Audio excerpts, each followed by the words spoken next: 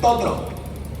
അപ്പോൾ ലോകസ്ഥാപനത്തിന് മുമ്പ് തന്നെ അർക്കപ്പെട്ട ദൈവത്തിന്റെ കുഞ്ഞാട്, before the foundation of the world, സ്തോത്രം, അർക്കപ്പെട്ട ദൈവത്തിന്റെ കുഞ്ഞാട്, അത് ദൈവത്തിന്റെ പ്ലാൻ ആയിരുന്നുവെങ്കിൽ അവൻ, സ്തോത്രം, മനുഷ്യവർഗത്തിന്റെ വീണ്ടെടുപ്പിന്റെ പ്ലാനും സർവശക്തനായ ദൈവം തന്നിട്ടുണ്ട്. അത് പ്രകാരം തന്നെ ദൈവം നടത്തും. വിശ്വസിക്കുന്നവർ കരങ്ങൾ ഉയർത്തി ദൈവത്തെ സ്തുതിച്ചാട്ടെ. സ്തോത്രം. Redemption was not an afterthought. വീണ്ടെടുപ്പ് ദൈവത്തിന്റെ പിന്നെ ചിന്തിച്ചെടുത്ത ഒരു ദൈവിക പദ്ധതിയല്ല. വീണ്ടെടുപ്പ് ദൈവ സൃഷ്ടിയോട് കൂടെ തന്നെ ദൈവം പ്ലാൻ ചെയ്തുകൊണ്ടിരുന്നെങ്കിൽ, ഇന്ന് രാത്രി ഞാൻ പറയട്ടെ, സ്തോത്രം, അവൻ നമുക്ക് വേണ്ടിയുള്ള അവൻ, സ്തോത്രം, പരിപൂർണമായ വീണ്ടെടുപ്പ് ദൈവത്തിന്റെ ചില പ്ലാനുകളിൽ ഉണ്ട്.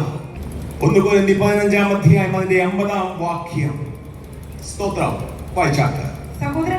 സഹോദരന്മാരെ, മാംസരക്തങ്ങൾക്ക് ദൈവരാജ്യത്തെ അവകാശമാക്കുവാൻ കഴിയുകയില്ല. ദൈവരാജ്യത്തെ അവകാശമാക്കുവാൻ കഴിയുകയില്ല. മാംസരക്തങ്ങൾ എന്നൊരു ഫ്രേസ് എന്ന് പറയുന്നത് അറാമിക് ലാംഗ്വേജിൽ നിന്ന് വന്ന ഒരു ഫ്രേസ് ആണ്.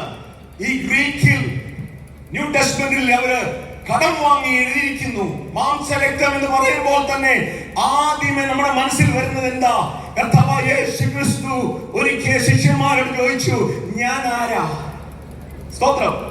പത്രോസ് പെട്ടെന്ന് പറഞ്ഞു, ആമേൻ, നീ ക്രിസ്തുവിനുള്ള. Praise the Lord. സ്തോത്രം.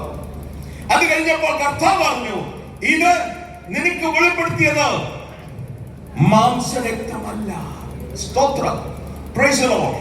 ഈ മാംസരക്തം എന്ന് പറയുന്നത്, സ്തോത്രം, ഒരു മനുഷ്യന്റെ ലിമിറ്റഡ് ആയിട്ടുള്ള അറിവിനെയാണ് കാണിക്കുന്നത്. ലൈക്ക് ദ ലിമിറ്റ്നെസ് ഓഫ് മാൻ.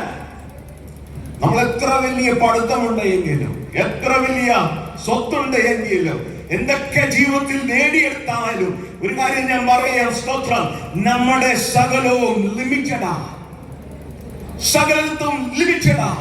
ഒരു ചെറിയ നെഞ്ചുവേദന വന്നാൽ മതി കേട്ടോ, പെട്ടെന്ന് കാര്യങ്ങൾ മാറും. ഒരു കാലുവേദന വന്നാൽ മതി, പെട്ടെന്ന് കാര്യങ്ങൾ മാറും. ഏതെങ്കിലും ഒരു നോട്ടീസ് കിട്ടിയാൽ മതി, സ്തോത്രം, നമ്മുടെ കാര്യങ്ങൾ മാറും. That is what is മാംസരക്തത്തിന്റെ ഫലം, അല്ലെങ്കിൽ അതിന്റെ ബലം.